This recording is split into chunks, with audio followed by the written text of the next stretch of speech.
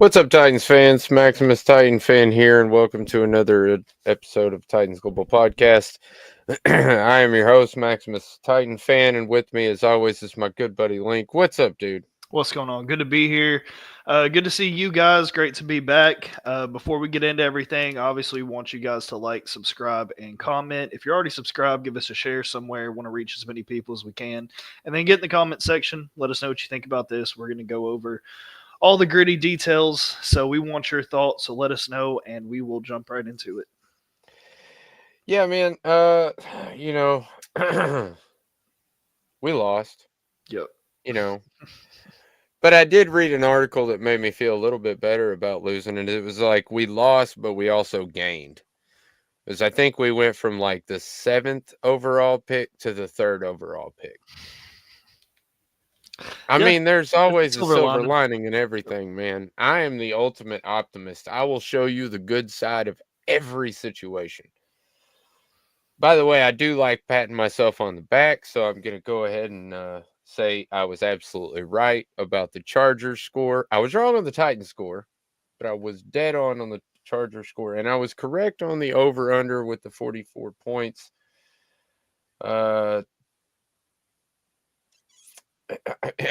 There was one more thing I think I was right about, but I mean, I don't know. It really depends on what you rely more on, stats or the eye test or both. But anyway, I said Will Levis would play better than Mason Rudolph versus the Lions, but it's arguable because the stats actually do look a lot better for Will Levis. But man, there was one obvious problem with Will Levis. Tell me what it is, Link. I know you know what I'm thinking. From time to throw. I mean, that one's obvious. Not pulling the trigger when you've got guys downfield, holding on to the ball too long. The most egregious one to me was the run towards the sideline. You see him. It was when he was kind of waving his arm, telling somebody to go downfield. Yeah, and then you see him make the decision in his mind to tuck the ball, put his shoulder down, his non-throwing shoulder, so at least it's not the injured shoulder, but put his shoulder down and just take a hit, which ended up being a 0 yard loss or 1 yard loss. But it just shows you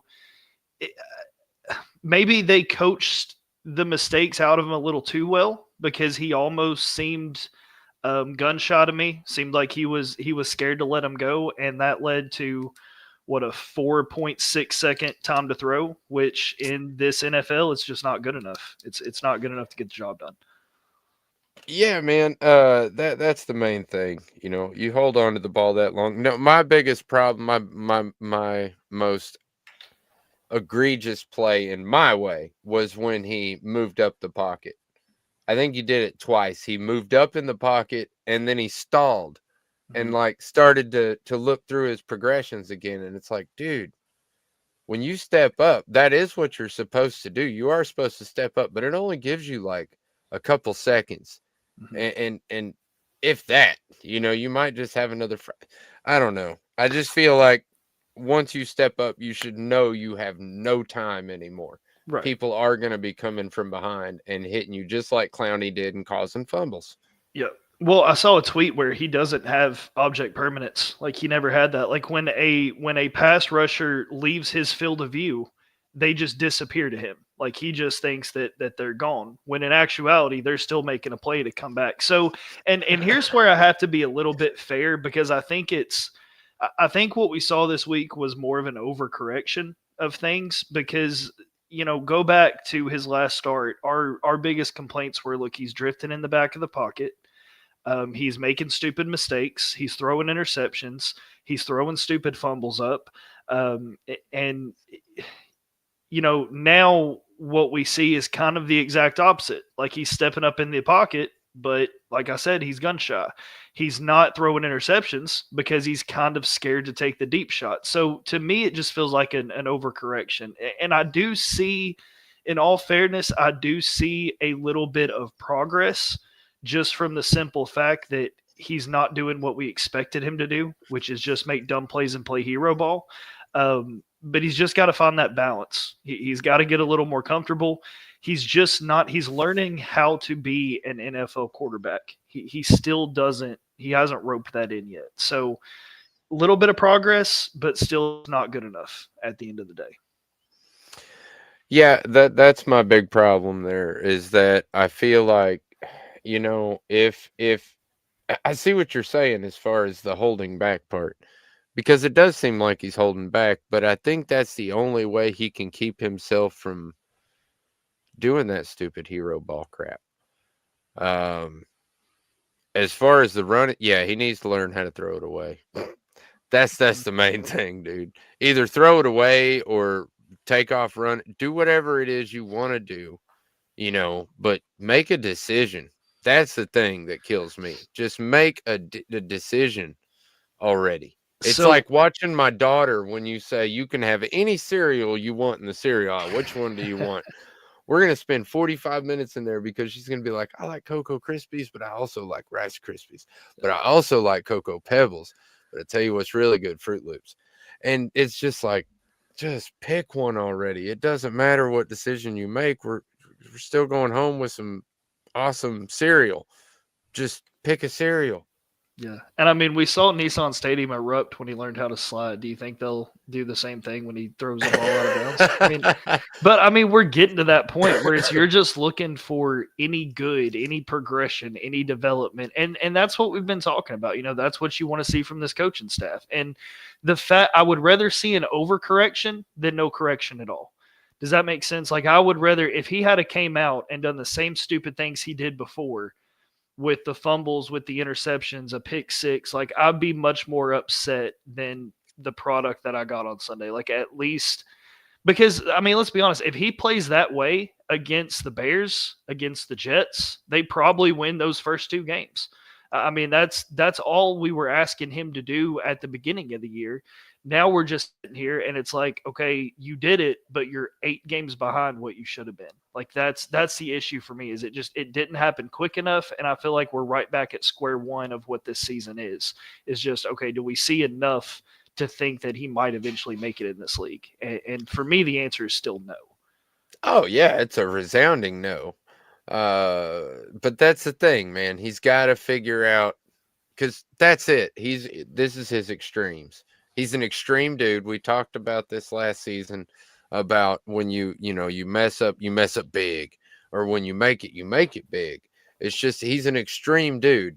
But and we're seeing the extremes right now because that's what he's playing at. You're either extremely cautious or just letting it loose. But I do think he plays a little bit better with a lead than he does from behind. We haven't seen him play with a lead that often. But even beyond that point, the special teams is something I'd like to bring up again. And before I completely trash the special teams, I feel like I need to say that the Gunners did a good job. All three that I saw, Hardy, Avery, and Oliver, all three did really well at their job at Gunner on punt returns. But what the hell, man? We gave up like another, what was it, 56? Mm-hmm.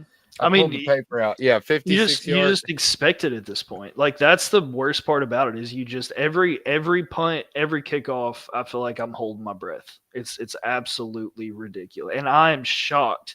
I'm still shocked that at least one head has I don't care if it's an assistant, I don't care if it's a coordinator, I don't care if it's a ball boy. Like, somebody has to take the fall for this special teams by the end of the year.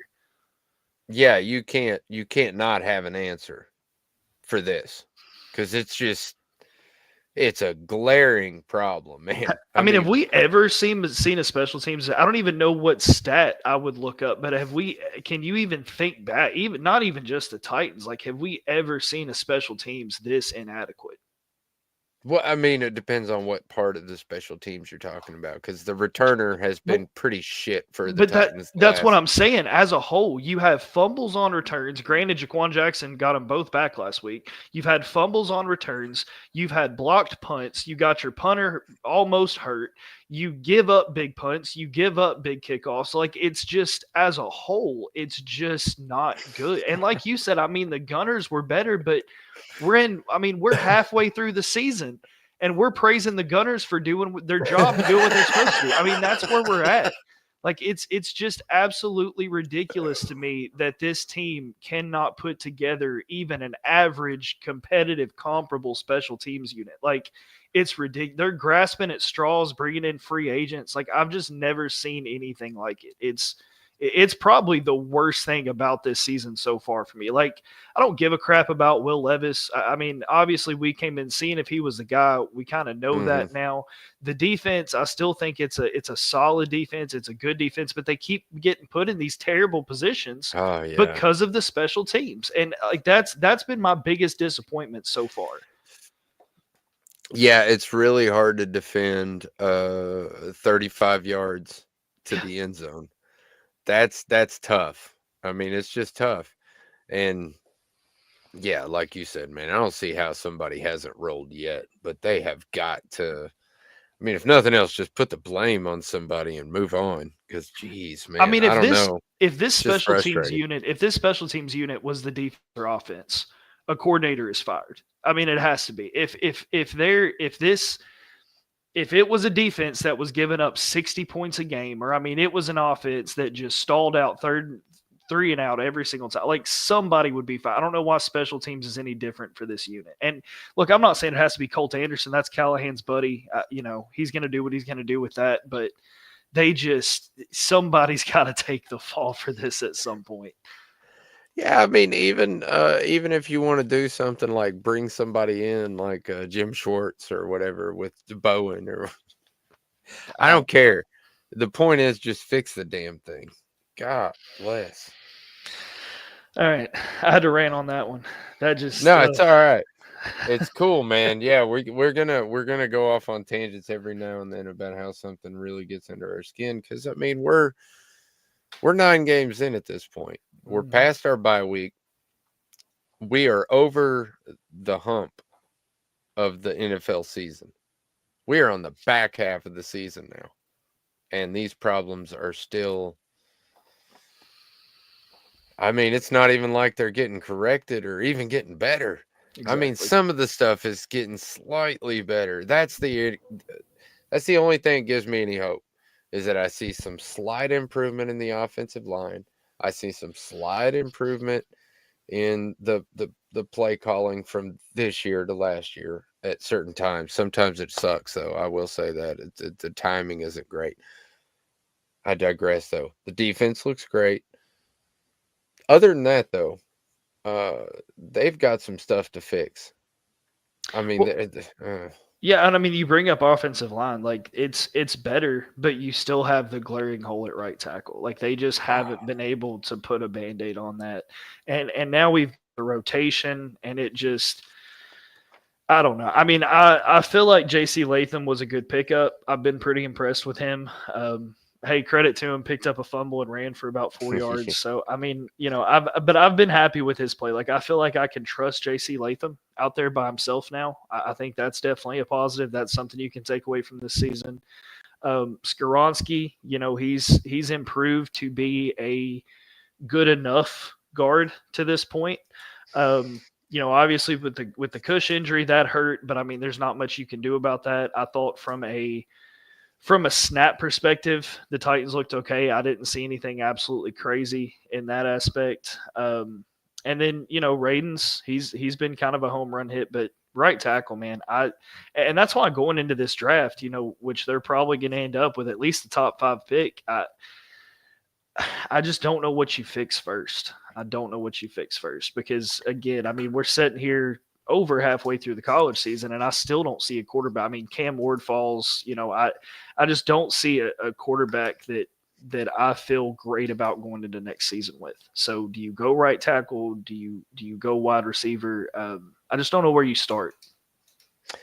I'll say this. I'm already starting to think about scenarios and where I want it, what I want. So if we're not in the top 3, we need to trade down. Period. Because we're not getting Cam Ward, we're not getting Shador Sanders, or we're not getting Travis Hunter. All 3 of those guys are going top 3. I don't even know if Cam Genty. Ward goes that high. I'll be honest. I don't even think Cam Ward's top Oh, 5. I don't think he is either. But look, man, I said it today in a tweet that every year they bring up some quarterback class, top 3 or top 5 quarterbacks, and these are the best quarterbacks you're ever gonna see. This is the year. This is the guys right here. They're gonna take you to the next level, and it's the same bullcrap every year. And then you end up with somebody like Caleb Williams as your first overall pick. And I'm sorry, but Caleb Williams just isn't good enough for me. He doesn't move the needle enough for me to value that pick.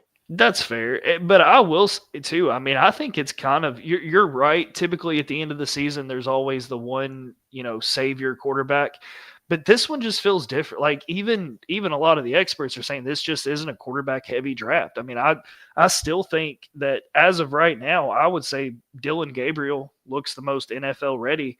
I just don't think Cam Ward's game translate to the NFL well. I mean, you know he's got 10 seconds to throw back there while he runs around making a play. I mean, that ain't going to happen here. I hate to break it to him, but that ain't going to happen next season with this offensive line. So, see, somebody asked me who I would want as a quarterback, and I didn't even want to answer it. But then when I said my answer, I was like, oh, damn it, man. It didn't even sound good out loud. But I was like, if we could get Nussmeier like in the later rounds. Cool. Moving on. My point exactly. My point exactly. Look, I mean, man, you're packaging another Levis at that point. I just don't know. That's exactly what I got back as a response. They were like, "What? You want another Levis?" No. And I'm like, "Look, I'm not saying that. I just don't want a quarterback with the first for our first round draft pick. I don't think a quarterback is what we need in this year's draft. I think we take the best skill player available." Or trade down for if they're gonna take the tackle, then just trade down to the mid round or whatever. Try to pick up whatever picks you can. I don't know.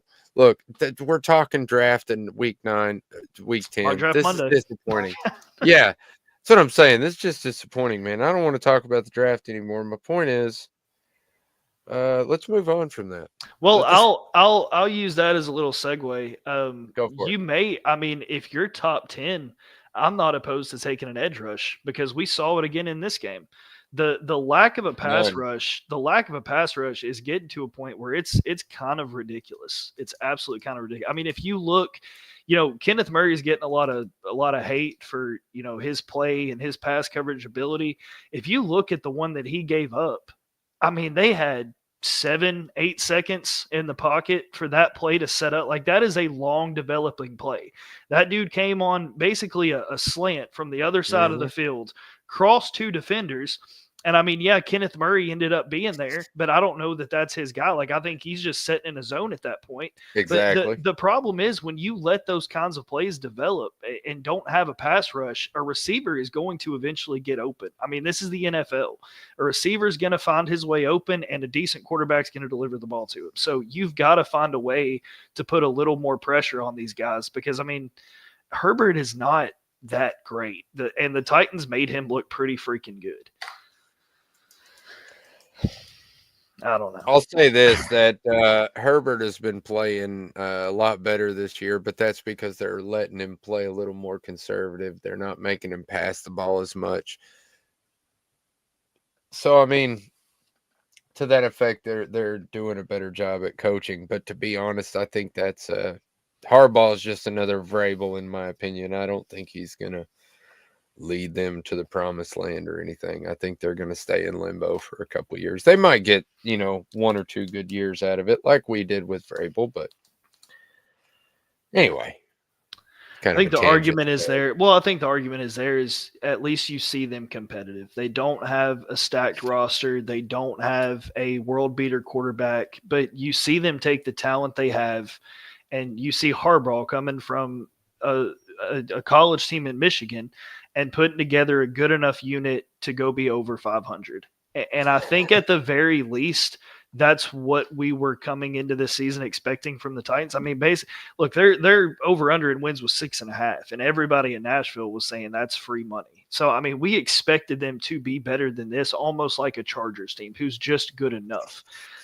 That's the problem is none of that's came together from the offensive side of the ball to the special teams unit. And like I said, I do think this is a good defense, but there's still questions there, and there's still a few holes that they've got to clean up going into this offseason. Oh man, yeah. I can't disagree with anything you're saying. I want to. I want to talk about all roses and sunshine, but there isn't much here in Tennessee week 10 week 9 and a half going on week 10, whatever you want to call it. We're post gaming the week 9. God, I'm falling apart. Jack Gibbons. Mm-hmm. Jack Gibbons had a really good game. Want to switch it up a little bit, talk a little bit of positive here. Jack Gibbons had he is forcing the coach's hand at keeping him in the game because he had 15 tackles. Again, I love talking about the tackle leader. I can't help it. And he was everywhere, like literally everywhere. He had 14 in the last game. That's 29 tackles in 2 games. That's sick, dude. Yeah, as long as he's putting up numbers like that, you're not coming out of the game. Yeah, well, and I'll say this too. I mean, if you look at, the top 4: Jack Gibbons, Mike Brown, Kenneth Murray, Jarvis Brownlee Jr. Those were your top 4 leading tacklers. All those are new faces. So, I mean, you're getting the right people in here. I'm still pretty impressed with what Jarvis Brownlee's able to do. And look, he's honest. He's like, I think on one of those where he got beat, he's like, I've never seen that before. And so he's learning, and you're seeing him start to pick stuff up. And, the only way that you get better at those things is playtime. And that's what he's getting a lot of.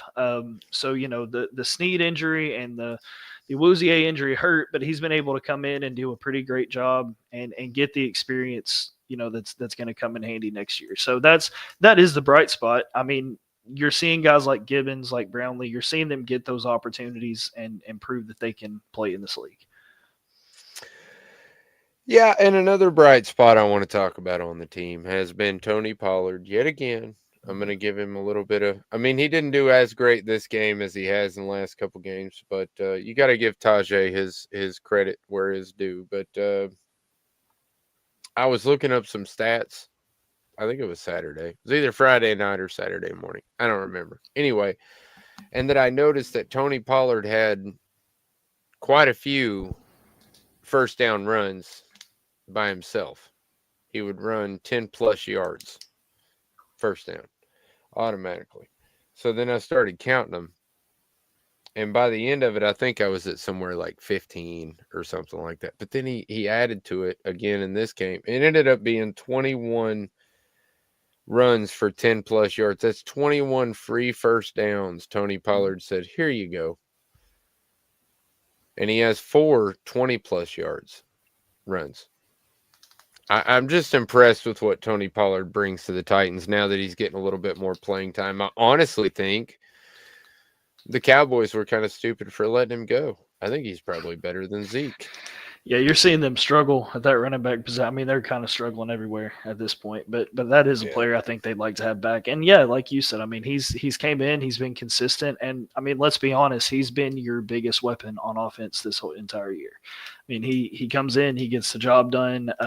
Got banged up a little this week. Don't think it's anything serious. Tajay Spears came in, he did a great job. Exactly what we expected. So, yeah, I mean, I think the running back group is pretty solid. I think Tony Pollard has exceeded my expectations. I expected Tajay Spears to kind of end up being the leading guy before this season was over. But Tony Pollard kind of took that position by the reins, and he's running with it, no pun intended. So love what I've seen from him, and just stick with it. Just keep doing it. I mean, that did we think going into this that it was going to be a run-first offense midway through the season? Oh God, no.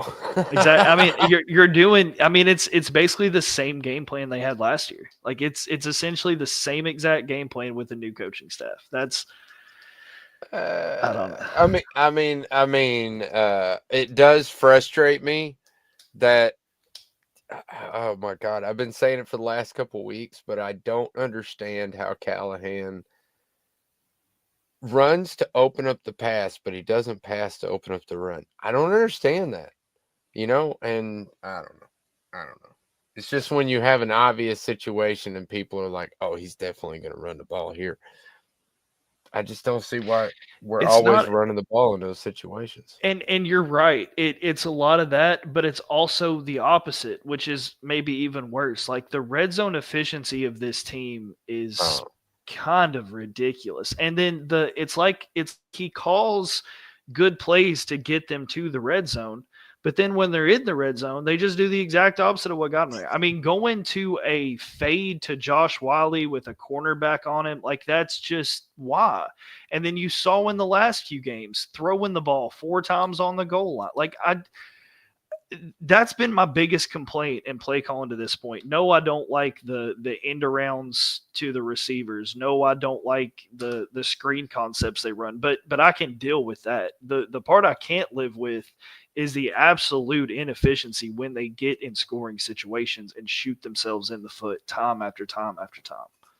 well, yeah, and I'm sure if you were to ask Callahan, in a perfectly candid conversation, one on one, hey man, uh, if Wiley goes, on that play when Wiley's covered by a cornerback and Will Levis supposed to move on to its next progression. Well, yeah, of course. I don't want him throwing the ball to a damn tight end covered by a cornerback. That's stupid. He knows that. You know what I mean? Part of that is, I think, a little bit of execution. Part of that, I think, is honestly bad play calling. I My think thing it's is a though is mixture. I don't even know that should be his first read. Like I don't. You've got weapons in Ridley. You've got NWI, who's been a proven touchdown catcher. You've got Tyler Boyd. That's still. I mean, where is he gone? But my Tyler problem is, Boyd has disappeared. but that's what I'm saying. I mean, Josh Wiley in a goal to go situation should be your fourth read at that point. Like you have weapons. I know you lost DeAndre Hopkins, but you still have weapons. You have proven wide receivers that can go up and get the ball. So I'm sure I don't Callahan know. sees in Josh Wiley exactly what I see. He's a very tall human being at like 6'7" or whatever the hell he is, with really long arms that can jump really, really high, which is, and he's athletic. He's very quick. He's got good, agility and stuff. So, no, he should be a touchdown machine. That should be the guy, for me anyway, inside 10 yards. That is the dude I'm looking at if he's in the lineup, personally. That's what I would have thought they drafted him for, was to catch touchdowns, because he's a long, lanky dude that can jump really high. I think his catch radius is something stupid, like 11.7 feet or something like that. It's almost 12 feet in the air. He can just jump up and grab a ball. That's stupid. So, yeah, that dude should be a touchdown machine. It's just not when he's covered by a damn cornerback, especially not their number one corner. It's just bad. It's bad all the way around. I don't really have anything else to say about that. That's fair. Stick around, guys. We got a lot of cool stuff to talk about, plus the play that never was. We got about 40 seconds. Hang with us. What's up, Titans fans? Maximus Titan fan here. Are you in need of professional excavation services? Look no further. Red Zone Builders has the expertise, experience, and equipment to handle all or any excavation project, big or small. Whether you need land clearing, site preparation, trenching, foundation excavation, or any other excavation services, they have you covered. Their team of skilled professionals work diligently to ensure your project is completed safely, efficiently, and to your satisfaction. Trust the experts at Red Zone Builders to get the job done right. Boom, we're back. So we're going to talk about another glaring issue with the Titans that doesn't seem to be fixed anytime soon. We talked a little bit about it before, but no sacks in this game. We had a good setup of the last two games. We did, fairly well at sacking, or stacking sacks, I guess. I don't know. call it. But this game, it just fell off. And Arden Key completely fell off. Yeah. Like, I mean, he was on a roll. You know, it seemed like he was hitting his hot streak. And then all of a sudden, just disappeared. Well, again, and I think some of that was just adjustment. I mean, you know, they saw the game tape. They knew that they had to go in and pretty much try to shut him down, and nobody else stepped up. I mean, you know, Landry, I haven't seen nearly the pass rush that we saw from him early in his career prior to the injury. Not saying it's due to the injury. I'm just saying he hasn't been the same since. Jeffrey Simmons, I don't know what it is about. I like Jeffrey Simmons. I think Jeffrey Simmons should be a Titan, but every now and then it's like he'll take a play off. I mean, do you notice that? Like when Sewell for the Lions was pushing him through the back of the end zone in this play on the touchdown by Herbert, you see him giving absolutely zero effort to go make a play. Like it's like every now and then he'll just take a play off, and I don't know if that's conditioning. I don't know if that is character. I don't know if that is your football team's 2-7. I don't know what that is, but it's becoming a glaring point. And I'm not saying he's the only guy that does it, but I am saying you're a star on this football team. You're one of the highest paid. You're an expected producer. You're going to have more eyes on you. That's just how it is. It's the NFL. You get paid to do this. You're going to have more eyes on you. So yeah, the pass rush for me just being non-existent is a problem. When you've got a defense that's able to hold up the way this defense is, if you were just able to add in a pass rush here and there, you would be an unstoppable defense, even with the short field position you're up against. So that's if there is an issue on defense for me this year, that's definitely it. Yeah, and let's be honest, this front four is not bad. So I mean, it should be enough Not on paper to get to the defense. So and to answer your question more specifically, yes, I do think it's a conditioning thing with Jeffrey Simmons, but I don't think it's so much of a he's taking plays off thing as he is just wore the F out and he needs a break. And he's not going to pull himself out of a game like Anthony Richardson. He's not some pansy. He's gonna stay in and take those reps, even though he's completely wore out. And yeah, he's gonna get pushed around because he's exhausted. So I feel like the rotation part of the defensive tackle isn't good enough. I feel like they need to rotate Joseph Day in more. I feel like he does a pretty good job, and I don't see why he hasn't got. I understand you want to get Trevondre Sweat and Jeffrey Simmons as much playtime as possible, but players like that are better fresh. They're better fresher, at least. So let them take a couple plays off, especially on those long 11, 12 play drives that you just are just killers for your defense. They just exhaust them. Rotate those guys out, man. You've got to. So I don't know. I feel like if they would do that, I feel like they would get a little bit more out of their defensive line play. My only issue I take with that is you have Sweat playing almost the same amount of plays, and we were worried about his conditioning coming into this year. Like that was the one thing on him everybody was a little bit concerned about. It hasn't been a problem. And so, yes, I think it's part rotation, but I mean, you're looking at a week where Simmons played 78% of the snaps. Like it's not an overworked load to ask of a player like Jeffrey Simmons. And that's the issue I take with it. And yeah, maybe the rotation needs to be better. That's what you have depth for. But at that point, Jeffrey Simmons should say something, because I would rather have an average Sebastian Joseph Day than a gas Jeffrey Simmons. Does that make sense? And if it is conditioning, and you can't play 100%, not even 100%, you can't play 85% on 78% of the plays, then you're not doing something right at practice. Like that's my issue. If I see you taking plays off, all right, and you've only played a little over 75% of the game, then we have something bigger to talk about. You see where I'm going with that? Like maybe these days at practice, he gets these, automatic rest days because he's a veteran and he's a star and all this. Maybe we need to rethink some of that if he can't go in and give full effort for 3/4 of a game. I will actually say touche on that point because you bring up a good point and you make me rethink. You make me rethink myself sometimes. That's why I like having you on my show.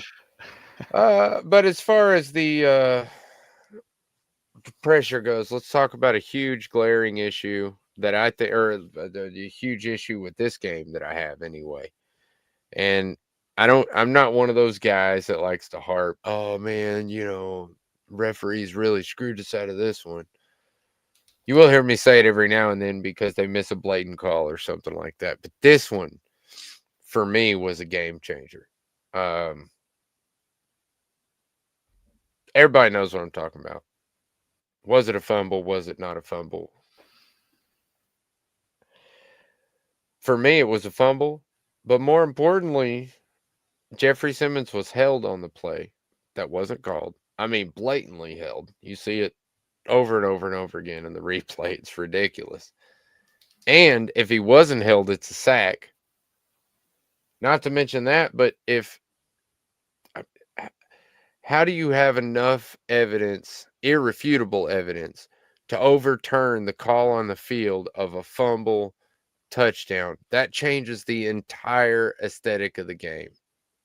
In my opinion, it gives the defense the upper hand when we're playing somebody like Justin Herbert, because then they have to rely on the pass more. They can't take that pressure off of him, which is why he's performed better this year. So that's my point on that. I know you've got a good opinion on this too. Go for it. Yeah, my thing is, so let me just completely cancel out everything I was saying. It was a great play by Jeffrey Simmons. When he does give 100% of the effort, he's a great player. So let me just state that right there. It was a great play by Jeffrey Simmons. He was definitely held on the play. Comes up with a strip sack. The ball's fumbled. It's picked up, ran in for a touchdown by McCrary, who did a great little juke to get in the end zone. Absolutely great play. It happens. I think the refs on the field did a really good job initially by not blowing the play dead. Let the thing continue. Let it happen. Then we'll go back and review. It was a very quick initial review by the on-field refs. Callahan was told before the TV timeout that the play was going to stand. He was getting the extra point unit ready. And then they come out of the TV timeout and without any other angle, basically just say the ruling's been overturned. That's what had Callahan so hot. So for me, it wasn't.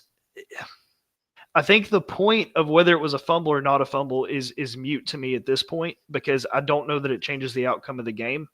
But it's definitely a big momentum shift. I'm not going to speculate one way or the other whether it was or not, because we don't have the angle that apparently New York had. That's the issue I take with it. I think it was handled very, very poorly.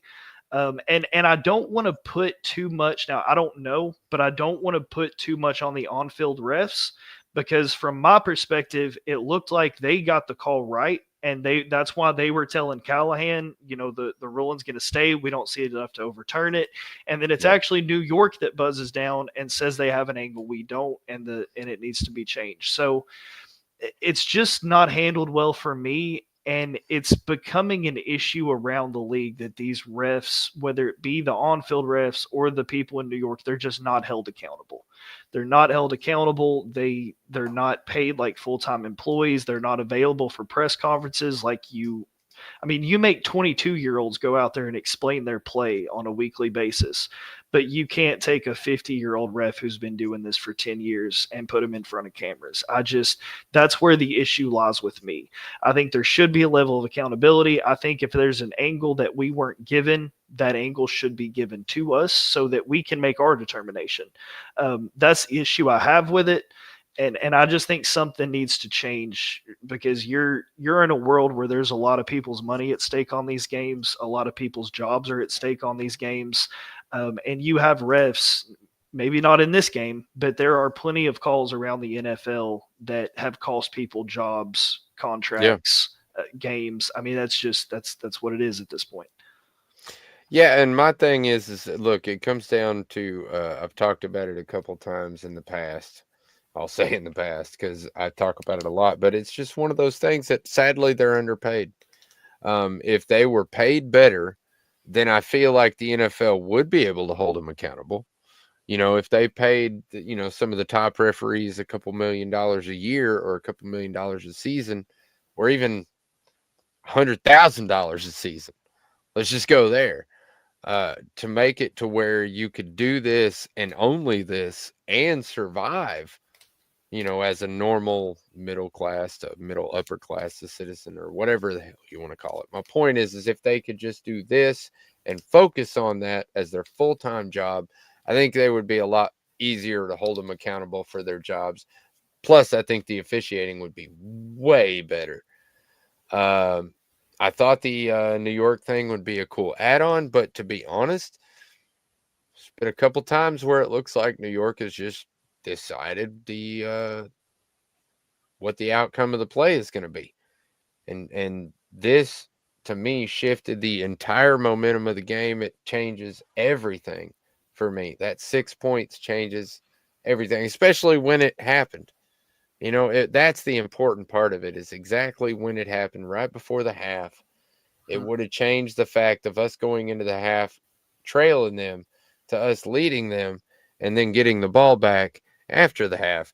So it's a completely different momentum shift. Plus, then the defense can become more attacking because they don't have to work, and Hubert is forced to throw more. I mean, I don't know. Sometimes I agree. I feel like I'm arguing with the No, tree no, with no. And I myself. mean, I agree, but I think your point about full-time employees, I mean, it's not just the pay, it's the training. I mean, these That guys should too. be year-round referees. I mean, and if Absolutely. and it should be a situation where maybe they start in college and work their way up, but the training's not there because these guys have to go back. Most of them have to go back to full-time jobs the next week. So I mean, Exactly. they're not able to do this on a daily basis where they're practicing and they're training and they're getting the tools that they need. And the whole point of New York was to speed the game up, and it's done that to an extent. I mean, I think there's a lot of calls in the NFL that New York's got right, and I think there's some that they've got wrong. But that's not what I'm debating. My main debate is like, give us the angle, give us the video that you had. Like that's the egregious part to me. Like if you have reason to overturn it, show us the reason. Because I think, in my opinion, from the replays that I've saw, if it was ruled an incomplete pass on the field, I think it should have stayed an incomplete pass. If it was ruled a fumble on the field, which it was, I think it should have stayed a fumble. I didn't see anything clear enough, because you see the referee, as the ball's about to come out, the referee steps between the camera and Justin Herbert. So you're not able to see whether it's an empty hand or not. So I think however it was called should be how it was, based on the angles and the replays that are available to us. If there's something else out there, I think it should be made available to the public. I'm not saying there's some major conspiracy. I'm just saying I don't understand that. Like that's not the Titans' explanation. That's not Callahan's explanation. That is a written letter from the NFL basically saying, trust us, we have something you don't. Like Yep. that's where I have a problem. And yeah, that's exactly it, man. And if you like you said, I want some accountability. Their excuse was inadequate, or their explanation to me was inadequate. Oh, well, we had a different view. Well, then show me that view. Exactly. I mean, I don't know. It's the silliest thing I've ever seen in my life, but it really is 100% on the NFL. It's on the badge, man. Well, and I don't, like I said, I don't think there's a conspiracy, but I think the reason that we're so upset about it as Titans fans is because we've seen this time after time after time again. And it's the same thing, the fumble versus incomplete pass. I mean, we've seen it with Lawrence. We've seen it go against us with Josh Dobbs. We've seen it now with Justin Herbert. I mean, it's just a continual thing where it's like, however this is going to hurt the Titans, that's going to be what the call is. I mean, it's inconsistent throughout the league, but it seems a lot more inconsistent when you narrow it down to just the Titans. Absolutely, man. And I think that is the frustration, is we're like, come on, man, can we not catch a break? Even when we should get the call, we don't get the call. But it's all right, man. I'm not gonna whine about it all show. Ridley, something else I wanted to bring up, man. Ridley, I get a lot of people saying, oh, no, Ridley did good. Why are you giving him crap? Well, we talk about it all the time. Inconsistent. He's inconsistent. We need consistent players, and he's inconsistent. He had one decent drive in the beginning of the game. I think he caught 2 or 3 passes. And then he had one other pass besides the touchdown in garbage time or whatever, in the fourth quarter when we already knew we were losing. A really sweet post route that was hit by Will Levis, which showed what Will Levis actually could teach Mason Rudolph. Look deep sometimes. Mason Rudolph, you just frustrate me because you see 2 or 3 times, I even brought it up on social media, where you see Ridley just streaking wide open. Nobody's around him. He would score a touchdown if you could hit him in stride. But Will Levis, for some reason, always looks for those home runs. But I don't disagree with you, but if I don't disagree with you, but if I'm Mason Rudolph and Will Levis comes up to me saying, "Hey, let me teach you something," it is not going to be a good practice. So I just want to throw that out there. But yeah, I do agree. Are we still in agreement that Mason Rudolph gives you the best chance to win? Yes. So here's my question. You hear how fast I answered that? So here's my question. You had a game last week, and I'm not advocating one way or the other. I don't even know my opinion at this point, but you had a game last week where you go into a press conference as Callahan and you basically almost cry, like tear up, saying we needed that win for this football team. We need to continue winning. Your job as a head coach is to win football games. We're in agreement. Mason Rudolph gives you the best chance to win football games. Mm-hmm. I feel like you should know at this point what you have in Will Levis. So is this some kind of like soft tank where it's like, yeah, I'm not saying that's what it is. But essentially that's what we're looking at, right? Like if Rudolph gives you the best chance to win, but you continue to start Levis when you already know what you have in Levis, why have we not gone back to Rudolph? Like that's what I struggle with. I don't know at this point. And again, I'm not advocating one way or the other.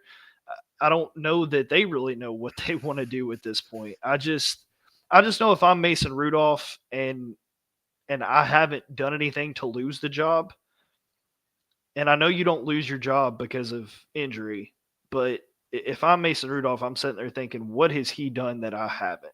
You know what I'm saying? Yeah, the real question is here, do you want me to answer this as a Titans fan, or do you want me to answer this as Max the analyzer? Give me both. Okay, as a Titans fan, I would say, no, man, there's potential for Will Levis. He still has a really high ceiling, and there's no reason to give up on him now. I mean, this is exactly what we came into our season looking for, was to find out if Will Levis was the dude. And we're still trying to adjust the offensive line and the offense to Will Levis and what Will Levis is capable of in Bill Callahan's system. Brian Callahan's system, excuse me. Mm-hmm. Now, as Max the analyzer, oh my God. It gives you 2 soft reasons. Yes, it does give you a little bit of tank ability. And secondly, as a head coach, you can say, look, man, my hands were tied this season. I had no choice but to start Will Levis so that we could find out whether he was the guy or not. I mean, and then when you're sitting at the end of the season and you've only won 2 games, it's okay. Because it's your first year as a rookie. They're not going to get, I would be shocked. I will be dead stone shocked. Even if we don't win another game this season, I will be dead stone shocked if we fire Brian Callahan after this season. Well, and I would be too, but at some point you also have to show that you have the capability to, like you say that they're trying to, as your fan reaction, it's like we need to adjust things to Will Levis. I need to see that you can adjust Will Levis to the offense. Agreed. I need to see you develop a quarterback. I need to see you put in a scheme and a game plan that works. And that's yet to be seen, honestly, with Mason Rudolph or Will Levis. I haven't seen that with either quarterback. So that's where the problem kind of lies for me. And again, I would also be shocked if he was to be fired. But the stock on Callahan has gone down for me through this season. Like I'm on a shorter leash with my thoughts on Brian Callahan. I'm I not get you. sold because it's it was supposed to be this explosive pass first offense, and these are his words, not ours. Like this is what he told us. It's going to be this explosive, fast paced offense. We're going to move the chains. We're going to push the ball down the field. We're going to use the pass to set up our run, and we've just seen the exact opposite. And yes, some of that has to do with personnel, some of that has to do with execution, but just like we talked about with the red zone inefficiency, some of that has to do with the head coach. Some of that has to do with the play caller. Mhm. So I don't know. Like I've lost a lot of faith that I had in him as a coach, and I think he's going to have to earn that back. So either he's coaching as a fan, like you said, or yeah, I mean, it's a little bit of a low key tank. Like, let's be honest and call it what it is. Like, I think it's just they're going to throw Levis out there, and whatever happens, happens. I don't know. I Maybe I don't know feel if it's the like right way to go, but I guess. I'll say this. I feel like towards the end of the season, or maybe in the next couple games even, we need to see if Nick Holtz can actually call a game. We need to give offensive play calling to Nick Holtz and see if he can actually be a good offensive coordinator in the game. Brian Callahan's got to release that. I don't think he will. I'm just saying that's what he needs to do. Well, if that's what happens, it's because it was stripped from him. Because look, if I'm a head coach and I'm 2-7 and nothing's been going my way on offense, at some point you have to look inward. So I don't know if he's just not yet done that. Like I don't know. Something's got to change. So just like special teams, something's got to change just for the sake of change at this point. Like you have to try something different because everything you've tried to this point hasn't worked. So I'm in full support that he should give up play calling for a little bit, but I don't think that he's willing to take it away from himself. I think that's Yeah. something where it's going to be taken from him. And then what? I mean, then you're in a situation where that could cause a rift or cause tension. So I don't know. I don't know. Again, I mean, just like with the draft talk, I don't know where you start. I don't know where you start. It's the chicken and the egg. Yeah, man. I don't know. I just feel like there's certain times when things fall together for teams and certain times they don't. I mean, look at Sean Payton. Everybody thought that Sean Payton was this offensive guru genius, which I mean, I guess he's decent. I'll say that. But look at what he's done with what is it, Denver? Mm-hmm. Yeah, they're not great. They're not some offensive powerhouse or anything. Wasn't just Well, I no, don't know. Sean Payton was here's the other issue that I have. Yeah, Drew Yes, Brees. you're right, but Sean Payton was, I mean, he's a veteran when it comes to coaching. Like he's had success. Yes, he had very good talent. He was fortunate to have people like Drew Brees around him. But Callahan, not only is this his first season as a head coach, but you realize in Cincinnati, Zach Taylor called the plays. This is his Oh first yeah, time play calling, and I think that he's we touted him as this offensive guru, and he's worked with the best, and that's great. And I think he learned a lot from those guys, but he's never called plays before. So this assumption by him that he's going to come into Tennessee and be this awesome play caller without any kind of help, that doesn't set well with me either. Like it's not working for you. Try something else. So that's where I take a lot of issue too, is just try it. Again, you just need change for the sake of change at this point, unless you're just passively tanking. yeah, I agree. We're over the hump, so yeah. If things aren't going well in the next couple games, there's really no more excuses. There's no more. We need to coach better, play better, Oh my because god. then you just, you know what I mean. Then you get into that. So yeah, something's got to happen in the next couple weeks. Otherwise, people start pointing fingers. Mhm. Things get a little ugly. Front office starts to get discombobulated. I mean, all kinds of stuff can go bad here for the Titans, but things can go good too. Just Yeah, Which look way at is all it the going to former go? players like Bud Dupree and Hassan Haskins getting his first touchdown. Things can go really good once you leave the organization. I'm But man, sorry. I'm done. Hey, Hassan Haskins. Hassan Haskins had 2 rushes. One of them was for a touchdown. It was his first rushing NFL touchdown in a regular season. You gonna tell me they didn't design that on purpose? of course he did. Bud Dupree with the strip sack that was recovered by the Titans, but still had a strip sack. I mean, come on. Like, when does it end? It's just pain. It's just pain. I don't know. It is very painful. I will say that. Although I did get a little bit of a kick out of seeing the pregame photos of Tajay Spears talking to Christian Fulton and seeing Christian Fulton in sweats. I was like, ah, that's what I thought. But yeah, that's pretty much it. I don't know. I guess I try to have an optimistic view of things, even though, like I said, I try to view things 2 different ways. I always look at things through Titans' eyes, and then when I step back for a minute, I try to view things as just an analyzer of life, because that's what I do. I mean, I'm a manager of people. You kind of have to do that. So you look for tendencies and things like that, and things I'm seeing in the Titans aren't great. So I hope things change, especially in the next couple weeks. Like I said, we really need some change. Yeah, I mean, look, you're going into a game, and this is kind of my lead out, I guess. Join us next week because you're going into a game against the Minnesota Vikings, who are drooling right now over this offensive line. I mean, this you talk about lack of pass rush on the Titans. This may be the best pass rush the Titans have seen all season. Defense for Minnesota is playing absolutely lights out. So you got to figure something out pretty quick because it's not going to get any easier. It's not going to get any easier. So tune in Thursday for the pregame and the and the analysis on that because we're going to have a lot to talk about.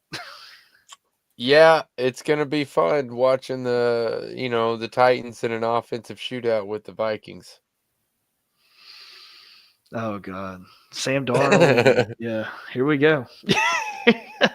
All right, guys. If you've stayed with us this long, thank you very much. Go join our YouTube. You get exclusive stuff that you don't get to see anywhere else. So join up, subscribe, hit the notification bell. Thank you so much. We love you guys. We do it for you. So till next time, Tighten up. tighten up. Peace out.